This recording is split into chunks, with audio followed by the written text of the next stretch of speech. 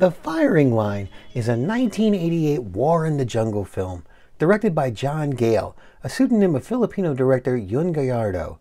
Like others of its kind, this movie offers an unstoppable one-man army taking on an entire nation, using his skills in guerrilla warfare and massive firepower. The Firing Line stars Reb Brown, Mel Davidson, and Shannon Tweed.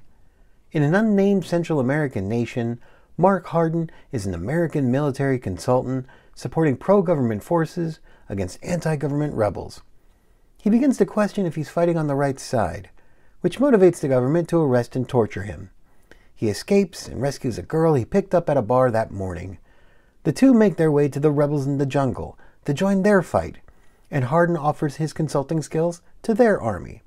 Harden and the rebels take the fight to the government, and things blow up.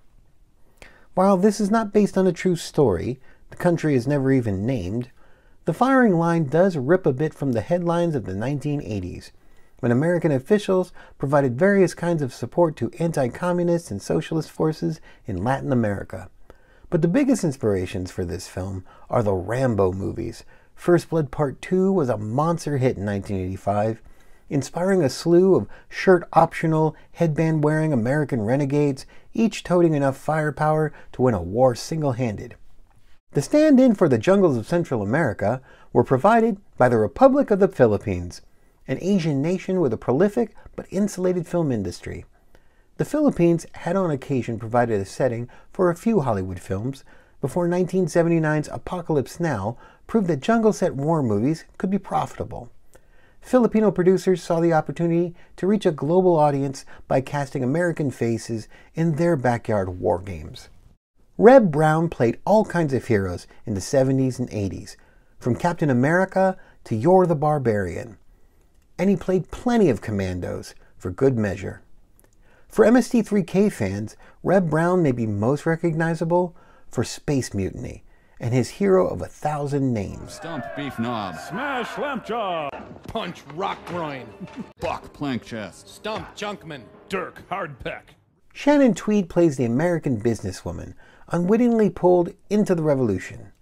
Tweed first caught the world's attention in 1982, when she was chosen as Playboy magazine's Playmate of the Year. She parlayed the notoriety into a prolific career in movies, particularly in the erotic thriller genre during the 80s and 90s. And she's had plenty of exposure on television as well, from Falcon Crest to Gene Simmons' Family Jewels, the reality series featuring the couple and their 2 children. Director Yun Gallardo, son of Filipino film director Cesar Gallardo, directed over 50 films for grindhouse audiences, melodramas, comics heroes, Bruce Lee knockoffs, ninja movies, with budgets so low that instead of B movies, they've been called Z movies. The Firing Line doesn't bring anything new to the table, and everything it does offer has been done in other movies better. The story, the characters, even the action is as generic as you can get. Both sides are dressed in practically the same uniform, so it's hard to tell which side we should be rooting for. The closest thing to a cathartic moment starts around minute 69, when a rebel leader confronts one of her dead sister's attackers, but the scene is as likely to induce laughter as any other emotion. The website alotofbubblegum.com cited 82 casualties in this film, but most of it's bloodless, just a lot of standard explosions and badly timed gunfire. The audio work varies from shoddy to really distracting. And Shannon Tweed fans will be disappointed by how little of Shannon Tweed they get to see in comparison to the other films she was making at the time. There's a dip in a lake about minute 50, and a moment with the hero in the brush around minute 58, but the movie's coy about it, and it's only the language that earns the film its R rating. The Firing Line was a late arrival to the war party, unfortunately released the same year as Rambo 3, which put the kibosh on the entire subgenre. The Firing Line was the last film in Gallardo's career, and it definitely qualifies as a Z-grade film, certainly a low-budget, low-energy version of its peers. The Firing Line is junk food, but a little junk food isn't terrible. All the borrowed bits of story and character is here to give an excuse to film everybody in the jungle running around with guns and copters and vehicles likely on loan from the actual Filipino military. Any dramatic irony about clandestine American intervention in international politics is unintentional. Will you like this movie? Here's the test. The hero's name is Mark Harden.